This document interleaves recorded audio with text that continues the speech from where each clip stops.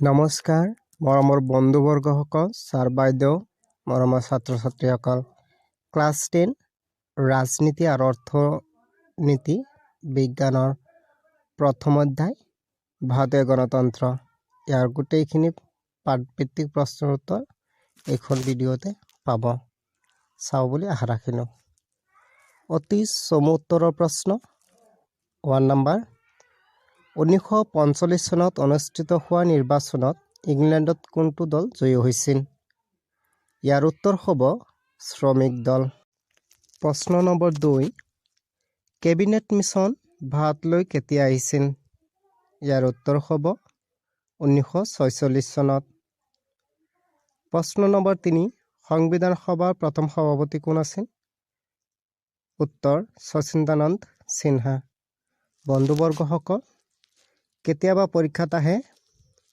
প্ৰথম সভাপতি আহিলে শচীন্দ্ৰনাথ সিনহা লিখিবা যদি ড্ৰাফটিং কমিটি খচৰা সভাৰ সভাপতি যদি আহে তেতিয়া বি.আৰ. আম্বেদকাৰ আৰু যদি কেতিয়াবা আহে স্থায়ী সভাপতিজনৰ নাম কি ডক্টৰ ৰাজেন্দ্ৰ প্ৰসাদ লিখিলেই হ'ব প্ৰশ্ন নম্বৰ 4 খচৰা সমিতিৰ অধ্যক্ষজনৰ নাম কি আছিল উত্তৰ ডক্টৰ বি.আৰ. আম্বেদকাৰ প্ৰশ্ন নম্বৰ 5 সমাজবাদী আৰু ধৰ্মনিৰপেক্ষ শব্দ দুটা সংবিধানৰ কিমান সংশোধনীৰ মতে প্ৰস্তাৱনা সন্নিৱিষ্ট হৈছিল ইয়াৰ উত্তৰ হ'ব 1976 চনত 42 নং সংশোধনীৰ জৰিয়তে প্ৰশ্ন নম্বৰ 6 ইংৰাজী ফেডাৰেশ্যন শব্দটো কোনটো লেটিন শব্দৰ পৰা আহিছে ইয়াৰ উত্তৰ হ'ব লেটিন শব্দ ফেডুছৰ পৰা আহিছে প্ৰশ্ন নম্বৰ 7 যুক্তৰাষ্ট্ৰ কৃষিভূমি বুলি কাক কোৱা হয় ইয়াৰ উত্তৰ হ'ব আমেৰিকা যুক্তৰাষ্ট্ৰ প্ৰশ্ন নম্বৰ 8 ভাৰতবৰ্ষত দ্বৈত নাগৰিকত্বৰ ব্যৱস্থা আছেনে উত্তৰ নাই ভাৰতবৰ্ষত এক নাগৰিকত্বৰ ব্যৱস্থা আছে প্ৰশ্ন নম্বৰ 9 ভাৰতবৰ্ষৰ সংসদীয় গণতন্ত্ৰৰ ধাৰণাটো কোনখন দেশৰ সংবিধানৰ পৰা অনুকৰণ কৰা হৈছে উত্তৰ ইংলেণ্ডৰ সংবিধানক অনুকৰণ কৰা হৈছে চমু উত্তৰৰ প্ৰশ্ন নম্বৰ 1 ব্ৰিটিছ চৰকাৰে কেবিনেট মিছনক কিয় ভাৰতলৈ পঠাইছিল ইয়াৰ উত্তৰ হ'ব ভাৰতবৰ্ষৰ বাবে এখন সংবিধান ৰচনাৰ কাৰণে প্ৰয়োজনীয় পৰিৱেশ আৰু প্ৰস্তুতি চলাবৰ অৰ্থে কেবিনেট মিছনক ভাৰতবৰ্ষত পঠোৱা হৈছিলে প্ৰশ্ন নম্বৰ 2 1947 চনত 15 আগষ্টৰ পৰা 1950 চনৰ 26 জানুৱাৰীলৈ ভাৰতৰ শাসন ব্যৱস্থা কি আইনৰ ভিত্তিত চলিছিল আৰু আইনখন কোনে প্ৰস্তুত কৰিছিল ইয়াৰ উত্তৰ হ'ব 1935 চনৰ ভাৰত চৰকাৰ আইন আছিল এই আইনখন ব্ৰিটিছ সংসদে প্ৰস্তুত কৰিছিল প্ৰশ্ন নম্বৰ 3 প্ৰস্তাৱনাত আমি ভাৰতীয় জনসাধাৰণ বুলি কিয় উল্লেখ কৰা হৈছে উত্তৰ কাৰণ সংবিধানখনৰ প্ৰকৃত ৰচক ভাৰতীয় জনগণ সংবিধান ভাৰতীয় জনগণৰ বাবে তৈয়াৰ কৰা হৈছে আৰু জনগণে ইয়াৰ অন্তৰ্নিহিত শক্তি প্ৰশ্ন নম্বৰ 4 সাৰ্বভৌম মানে কি উত্তৰ সাৰ্বভৌম হৈছে ৰাষ্ট্ৰৰ সৰ্বোচ্চ ক্ষমতা এটা নিৰ্দিষ্ট ভূখণ্ডত নিজাববীয়া সকলো অধিকাৰ সমৃদ্ধ হৈ থাকিব পৰা অৱস্থা আন বাহিৰা শক্তিৰ অধীন নোহোৱা অৱস্থা প্ৰশ্ন নম্বৰ 5 কোন চনৰ কিমান সংখ্যক সংশোধনী অনুসৰি সংবিধানৰ প্ৰস্তাৱনাত সমাজবাদী আৰু ধৰ্মনিৰপেক্ষ শব্দ দুটা সন্নিৱিষ্ট কৰা হৈছে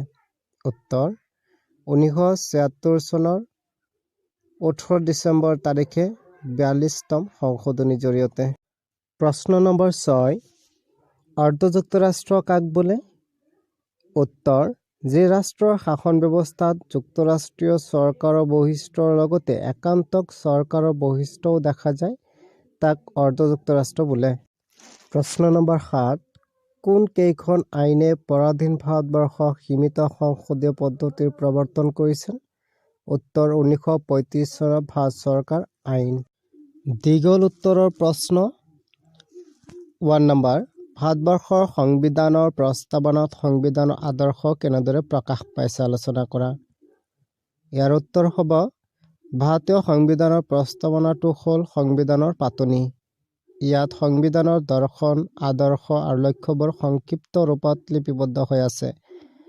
প্ৰস্তাৱনাটো উল্লেখিত কথাবোৰ জানিলেহে সংবিধানৰ বিষয়ে জানিব পাৰি। প্ৰস্তাৱনাটোক সংবিধানৰ আত্মা, দুৱাৰদলি, চাবিকাঠি বুলি অভিহিত কৰিব পাৰি। প্ৰশ্ন নম্বৰ 2, সাৰ্বভৌম, সমাজবাদী, ধৰ্মনিৰপেক্ষ, গণতান্ত্ৰিক আৰু গণৰাজ্য বুলিলে কি বুজা? বহলাই লিখা। উত্তৰ: সাৰ্বভৌম ই ৰাষ্ট্ৰৰ সৰ্বোচ্চ ক্ষমতা, এটা নিৰ্দিষ্ট ভূখণ্ডত নিস্বাৰ্থভাৱে সকলো অধিকাৰ সমৃদ্ধ হৈ থাকিব পৰা অৱস্থা, আন বাহিৰা শক্তিৰ অধীন নোহোৱা অৱস্থা। সমাজবাদী এটা শ্ৰেণীহীন সমাজ ব্যৱস্থা য'ত কোনো ধনী দুখীয়া নাথাকে। উৎপাদন ব্যৱস্থা ৰাষ্ট্ৰৰ দ্বাৰা নিয়ন্ত্ৰিত হ'ব। সমাজবাদী ব্যৱস্থাত সম্পদৰ সমবিতৰণ হ'ব। ধৰ্মনিৰপেক্ষ: কোনো ধৰ্মক চৰকাৰে স্বীকৃতি দিয়া নহয়। সকলো ধৰ্মক সমান বুলি ধৰা হয়। সকলোৱে নিজ ইচ্ছা অনুযায়ী কোনো ধৰ্ম গ্ৰহণ আৰু প্ৰচাৰ কৰিব পাৰে। গণতন্ত্ৰ: চৰকাৰ ব্যৱস্থা য'ত এটা নিৰ্দিষ্ট সময়ৰ অন্তৰে অন্তৰে সাধাৰণ নিৰ্বাচন অনুষ্ঠিত হয়। ইয়াৰ জৰিয়তে জনগণে তেওঁলোকৰ প্ৰতিনিধি নিৰ্বাচিত কৰে আৰু সেই প্ৰতিনিধিত্বৰে গঠিত চৰকাৰে দেশ পৰিচালনা কৰে। গণৰাজ্য: ৰাষ্ট্ৰপ্ৰধানজন বংশানুক্ৰমে শাসনত অধিষ্ঠিত নহয়। তেওঁক জনগণে পৰোক্ষভাৱে এক নিৰ্দিষ্ট সময়ৰ বাবে নিৰ্বাচিত কৰে। প্ৰশ্ন নম্বৰ 3, নেহৰুৰ উদ্দেশ্য সম্পৰ্কিত প্ৰস্তাৱ কেইটা আলোচনা কৰা। উত্তৰ: সংবিধান সভাৰ প্ৰথম বৈঠকত 1946 চনৰ 13 ডিচেম্বৰ তাৰিখে নেহৰুৱে কেইটামান উদ্দেশ্য সম্পৰ্কিত প্ৰস্তাৱ উত্থাপন কৰিছিল। 1947 চনৰ 22 জানুৱাৰী তাৰিখে সংবিধান সভাই ইয়াক গ্ৰহণ কৰে। নেহৰু উদ্দেশ্য সম্পৰ্কিত প্ৰস্তাৱ কেইটা হ'ল: 1. সংবিধান সভাই ভাৰতবৰ্ষক স্বাধীন সাৰ্বভৌম প্ৰজাতন্ত্ৰ হিচাপে ঘোষণা কৰিবলৈ দৃঢ়প্ৰতিজ্ঞ। 2. ব্ৰিটিছ শাসিত ভাৰতবৰ্ষৰ ভূখণ্ড আৰু ভাৰতবৰ্ষৰ অন্তৰ্ভুক্ত হ'ব বিচৰা দেশীয় ৰাজ্যবিলাকক লৈ ৰাজ্যসমূহৰ সংঘ গঠিত হ'ব। 3.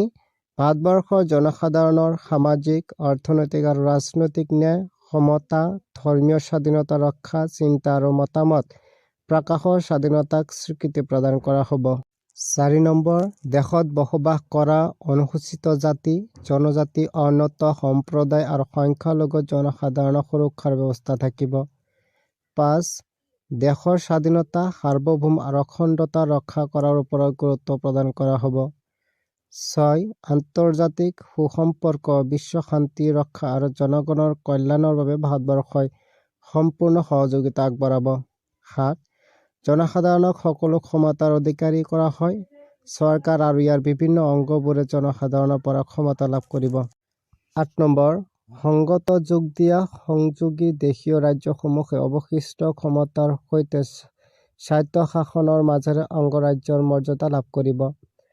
উল্লেখযোগ্য যে নেহৰুৰ প্ৰস্তাৱৰ আলমলৈ তথা দেশৰ হাজাৰ বছৰীয়া কৃষ্টি সভ্যতা আৰু সংস্কৃতিক গুৰুত্ব দি সংবিধান প্ৰণেতাসকলে সংবিধানৰ আদৰ্শ নিৰূপণ কৰিছিল। 4 নম্বৰ প্ৰশ্ন, ভাৰতবৰ্ষৰ যুক্তৰাষ্ট্ৰীয় ব্যৱস্থাৰ বৈশিষ্ট্যসমূহ আলোচনা কৰা। উত্তৰ: এখন যুক্তৰাষ্ট্ৰত থাকিবলগীয়া বৈশিষ্ট্যসমূহ সকলোখিনি বৈশিষ্ট্যৰ অৱস্থিতি ভাৰতবৰ্ষৰ ক্ষেত্ৰত দেখা নাযায়। লিখিত সংবিধান, 2 প্ৰকাৰৰ চৰকাৰ, 2 সদনযুক্ত বিধানমণ্ডল, সংবিধানৰ সৰ্বোচ্চতা, সৰ্বোচ্চ ন্যায়ালয় ব্যৱস্থা ইত্যাদি যুক্তৰাষ্ট্ৰীয় বৈশিষ্ট্য ভাৰতত দেখা যায়।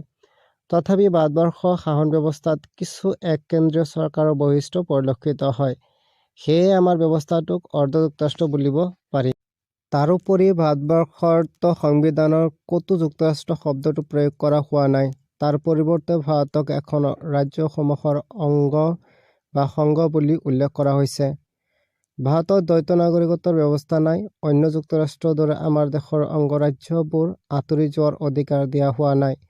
যুক্তৰাষ্ট্ৰীয় ব্যৱস্থাৰ বিপৰীতে ভাৰতত এখন শক্তিশালী কেন্দ্ৰীয় চৰকাৰৰ উপস্থিতি লক্ষ্য কৰা যায়। সাংবিধানিকভাৱে ক্ষমতাৰ বিভাজন কৰা হৈছে যদিও এই ক্ষেত্ৰত কেন্দ্ৰীয় চৰকাৰৰ অধিক কৰ্তৃত্ব দিয়া হৈছে।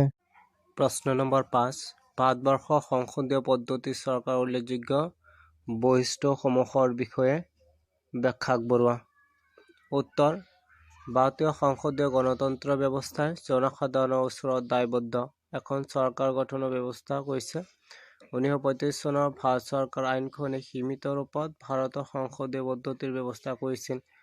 পৰৱৰ্তী সময়ত সংবিধান প্ৰণেতাসকলে সংবিধানৰ সংসদীয় পদ্ধতিৰ চৰকাৰ প্ৰৱৰ্তন কৰাৰ ক্ষেত্ৰত ইংলেণ্ডৰ সংবিধানখন অনুকৰণ কৰিছিল। অৱশ্যে এই ক্ষেত্ৰত ইংলেণ্ডৰ সংসদীয় গণতন্ত্ৰক সম্পূৰ্ণৰূপে অনুধাৱন নকৰি ভাৰতৰ ৰাজনৈতিক সামাজিক প্ৰেক্ষাপটত ইয়াক কিছু নতুন ৰূপত ভাৰতৰ সংসদীয় গণতন্ত্ৰৰ বৰ্তমান তলৰ বৈশিষ্ট্যসমূহ পৰিলক্ষিত হয়। 1. আমাৰ দেশৰ ৰাষ্ট্ৰপ্ৰধানজন ৰাষ্ট্ৰপতি সংসদীয় পদ্ধতিৰ চৰকাৰো অন্য দেশৰ দৰে বংশানুক্ৰমিক নহয়, বৰঞ্চ তেওঁ পৰোক্ষভাৱে জনসাধাৰণৰ দ্বাৰা নিৰ্বাচিত হয়। 2. ভাৰতত সংসদ বা সদনখন দুটা ভাগত বিভক্ত। এখন উচ্চ সদন, আন এটা নাম ৰাজ্যসভা, আৰু আন এখন নিম্ন সদন, আন এটা নাম লোকসভা। উচ্চ সদন অংগৰাজ্যবোৰৰ প্ৰতিনিধিৰ দ্বাৰা গঠিত আৰু নিম্ন সদন জনগণৰ প্ৰতিনিধিৰ দ্বাৰা গঠিত। ভাৰতৰ উচ্চ সদনৰ গঠন আৰু ক্ষমতা ইংলেণ্ডৰ উচ্চ সদন হাউচ অৱ লৰ্ডছতকৈ বহু পৃথক। 3 নম্বৰ সংসদীয় পদ্ধতিৰ চৰকাৰত সদনখন যিমান শক্তিশালী হ'ব লাগিছিল, ভাৰতত সংসদখন সিমান শক্তিশালী নহয়।